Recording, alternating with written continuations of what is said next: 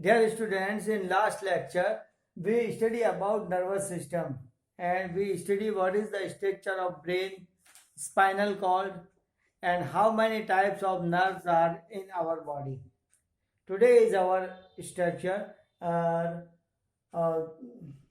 endocrine gland. तो chapter is endocrine gland. आज का हमारा है कि एंडोक्राइन ग्लैंड या अंतःस्रावी ग्रंथि क्या होती है. तो दोस्तों, जैसा कि आप सभी जानते हैं कि हमारी बॉडी में कंट्रोलिंग के लिए या समन्वय के लिए दो तरह के सिस्टम चाहिए होते हैं. एक तो होता है अंतःस्रावी तंत्र और दूसरा होता है तंत्रिका तंत्र, या यूं कहें कि endocrine system and nervous system. तो हमने नर्वस सिस्टम के बारे में अध्ययन कर चुके थे. आज जो हम स्टडी करेंगे वो है एंडोक्राइन सिस्टम. तो हमारा एंडोक्राइन सिस्टम है एक स्पेसिफिक टाइप ऑफ हार्मोन का सिक्रेशन करता है, और ये हार्मोन्स हमारी पूरी बॉडी के ऊपर कंट्रोल करने का काम करते हैं. तो ये सिस्टम जो होता है different type of endocrine gland, यानी विभिन्न प्रकार की एंडोक्राइन ग्लैंड या अंतःस्रावी ग्रंथियों से मिलकर के बना हुआ होता है. जैसे हाइपोथैलेमस, पिट्यूटरी ग्लैंड, अग्नाशय जिसको हम कहते हैं pancreas, adrenal gland, pineal gland and testis, ovary and parathyroid gland, thyroid gland. ये सभी मिलकर के एंडोक्राइन सिस्टम या अंतःस्रावी तंत्र का निर्माण करते हैं. अब हमारे पास में आता है कि भाई एंडोक्राइन या अंतःस्रावी शब्द है क्या. तो two types of gland are found in our body. First है एक्सोक्राइन ग्लैंड. इस प्रकार की ग्लैंड्स जो अपने सीक्रेशन को जो है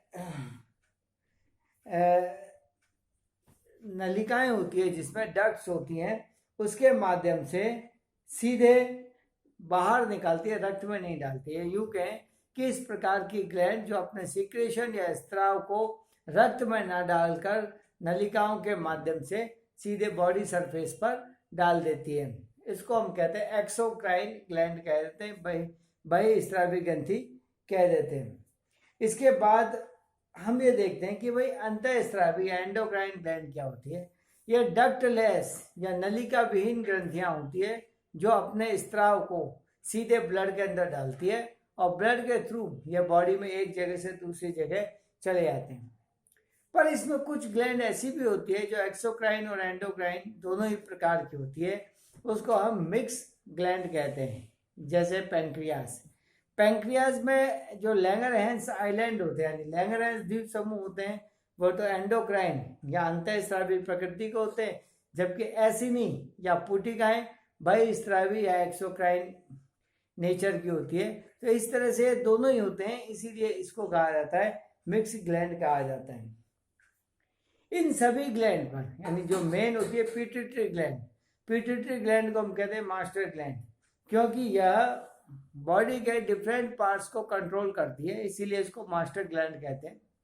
लेकिन जो हाइपोथैलेमस होता है उसको मास्टर ऑफ मास्टर ग्लैंड कहते हैं, क्योंकि ये पिट्यूटरी ग्लैंड या पीयूष ग्रंथि पर नियंत्रण करता है.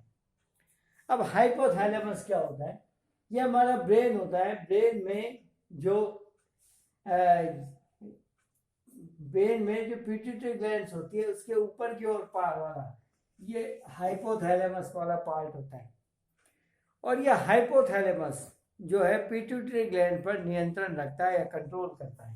हाइपोथैलेमस पिट्यूटरी ग्लैंड पर कंट्रोल करता है. इससे टू टाइप ऑफ हार्मोन का सिक्रेशन होता है. एक तो मोचक हार्मोन या रिलीजिंग हार्मोन, और दूसरा है निरोधक हार्मोन या इनिबिटर हार्मोन्स होता है. अब सबसे पहले कहें कि रिलीजिंग हार्मोन या मोचक हार्मोन क्या होता है. जब हाइपोथैलेमस इस रिलीजिंग हार्मोन का सिक्रेशन करता है तो यह रिलीजिंग हार्मोन पिट्यूटरी ग्लैंड में पहुंचता है, और पिट्यूटरी ग्लैंड में पहुंच करके इसके द्वारा स्त्रावित यानी सीक्रेशन जो होता है उसको बढ़ाने का काम करता है. रिलीजिंग फैक्टर जो हाइपोथैलेमस से सीक्रेट्स होता है वह पिट्यूटरी ग्लैंड या पीयूष ग्रंथि से जो हार्मोन्स होते हैं उसके सीक्रेशन को बढ़ा देता है. जबकि इनिबिटरी फैक्टर वो होता है जब इसका सीक्रेशन होता है तो पिट्यूटरी ग्लैंड से स्त्रावित होने वाले हार्मोन या सीक्रेशन को वो कम कर देता है। इनिबिटरी फैक्टर कम करता है, रिलीजिंग फैक्टर ज़्यादा करता है। तो इस तरह से यदि हार्मोन्स की हमें ज़्यादा आवश्यकता होती है तो रिलीजिंग हार्मोन सीक्रेशन होता है, और यदि हार्मोन की मात्रा हमें कम चाहिए तो इनिबिटरी फैक्टर इसमें काम करता है। तो इसके अंदर यहाँ देखें कि जो पिट्यूटरी ग्लैंड होती है, इससे हार्मोन का निकलना और बंद होना, सीक्रेशन होता है, वो सारा का सारा कंट्रोल इनिबिटरी हार्मोन और रिलीजिंग हार्मोन से होता है। ये सारे हार्मोन किससे होते हैं? पिट्यूटरी ग्लैंड से निकलते हैं, उससे हाइपोथैलेमस से निकलते हैं। तो यूँ कहें कि पिट्यूटरी ग्लैंड के जितने भी हार्मोन्स होते हैं इस पर कंट्रोल किसने किया है? हाइपोथैलेमस ने किया है। इसीलिए हम हाइपोथैलेमस को मास्टर ऑफ मास्टर ग्लैंड कहते हैं। पिट्यूटरी ग्लैंड को मास्टर ग्लैंड और हाइपोथैलेमस को मास्टर ऑफ मास्टर ग्लैंड कहते हैं। नेक्स्ट हमारी जो स्ट्रक्चर आती है वो स्ट्रक्चर ये होती है कि भाई जो हमारी पिट्यूटरी ग्लैंड है उसकी स्ट्रक्चर क्या होती है, कहाँ ये स्थित होती है, क्या इसका काम होता है। तो पिट्यूटरी ग्लैंड की ये एक स्ट्रक्चर होती है। हमारे ब्रेन के अंदर एक सेला टर्सिका कैविटी पाई जाती है, सेला टर्सिका कैविटी पाई जाती है। उसमें स्फिनॉइड बोन से ये लटकी हुई होती है। ये एक मटर के दाने के समान होती है, मटर के दाने के समान होती है और गुलाबी रंग की होती है। यह स्पष्ट रूप से दो लोब से मिलकर के बनी होती है। इसका जो आगे का लोब होता है वो थोड़ा बड़ा होता है। इस बड़े लोब को एडिनोहाइपोफाइसिस कहते हैं, जबकि पीछे का जो लोब होता है वो थोड़ा छोटा होता है, इसको हम न्यूरोहाइपोफाइसिस कहते हैं। तो अग्र लोब को एडिनोहाइपोफाइसिस और पीछे वाला जो लोब होता है उसको न्यूरोहाइपोफाइसिस कहते हैं। ये दोनों ही हार्मोन का सिक्रेशन करते हैं। इसमें से 80% हार्मोन का सिक्रेशन एडिनोहाइपोफाइसिस यानी बड़ी लोब्स के द्वारा किया जाता है। अब ये हार्मोन कौन से होते हैं? सबसे पहला आता है एसटीएच, सोमैटोट्रोपिक हार्मोन। यह हार्मोन जो होता है शरीर की वृद्धि या ग्रोथ के लिए सहायक होता है। यदि इस हार्मोन का सीक्रेशन ज़्यादा हो तो व्यक्ति लंबा हो जाता है, और लंबा चौड़ा जिसको हम कहते हैं भीमकाय, बड़ा हो जाता है। गोनेडोट्रोपिक हार्मोन्स, ये गोनेडोट्रोपिक हार्मोन्स गोनेड्स या लिंग हार्मोन द्वारा स्रावित होता है, और ये दो होता है एफएसएच जिसको कहते हैं फॉलिकल स्टिमुलेटिंग हार्मोन, और दूसरा है एलएच ल्यूटिनाइजिंग हार्मोन। अब बात करते हैं एफएसएच। यह हार्मोन स्पर्मेटोजेनेसिस यानी शुक्रजनन और oogenesis यानी अंडजनन की क्रिया को कंट्रोल करने का काम करता है, दूसरा होता है ल्यूटिनाइजिंग हार्मोन, एलएच हार्मोन। ये ल्यूटिनाइजिंग हार्मोन जो होता है ये हमारी अंतरालिक कोशिका ये लेडिंग सेल से टेस्टोस्टेरोन, जिसको मेल हार्मोन भी कहते हैं, टेस्टोस्टेरोन हार्मोन के सीक्रेशन को बढ़ाता है। साथ ही साथ फीमेल्स में कार्पस लूटियम के फॉर्मेशन तथा उसके सीक्रेशन को इफेक्ट करता है। दूसरा होता है टीएसएच, थायराइड स्टिमुलेटिंग हार्मोन। यह हार्मोन थायराइड ग्लैंड द्वारा स्रावित होता है और यह आयोडीन नेचर का होता है। यदि इस हार्मोन की कमी हो जाए तो ऐसी कंडीशन में थायरॉक्सिन हार्मोन कम होगा, और कम होने के कारण जो थायराइड ग्लैंड होती है, गोइटर रोग और बहुत सारे रोग इससे हो जाते हैं। इसी तरह से एक है, नेक्स्ट है एडिनोकोर्टिकोट्रोपिक हार्मोन, ACTH, एडिनोकोर्टिकोट्रोपिक हार्मोन। ये एडिनोकोर्टिकोट्रोपिक हार्मोन जो होता है ये एड्रिनल ग्लैंड के कॉर्टेक्स भाग से स्रावित होता है, एड्रिनल ग्लैंड के कॉर्टेक्स भाग से स्रावित होता है। और जो कॉर्टेक्स पार्ट होता है उससे जो भी सीक्रेशन होता है उन सभी को कंट्रोल करने का काम होता है। एक होता है LTH, लैक्टोजेनिक हार्मोन। यह मैमेलरी ग्लैंड या स्तन ग्रंथियों से दूध के स्रवण को प्रेरित करता है। एक है MSH, MSH, melanocyte stimulating hormone. देखिए, प्रत्येक जो व्यक्ति होता है उसका एक अपना रंग होता है, किसी का गोरा होता है, किसी का काला होता है। ये सारे डिपेंड करते हैं MSH हार्मोन पर, मेलानोसाइट स्टिमुलेटिंग हार्मोन। एक पिगमेंट होता है जिसको हम कहते हैं मेलानिन वर्णक या पिगमेंट, जिसमें ज़्यादा होता है वो काले रंग का होता है, और जिसमें एक कम होता है वह गोरे रंग का होता है। तो हमारा कलर MSH द्वारा निर्धारित किया जाता है। इसी तरह से आपने देखा है कि इतने सारे हार्मोन्स होते हैं, ये सारे मिलकर के कंट्रोल, बॉडी को कंट्रोल करने का काम करते हैं, इसीलिए इसे हम मास्टर ग्लैंड भी कहते हैं।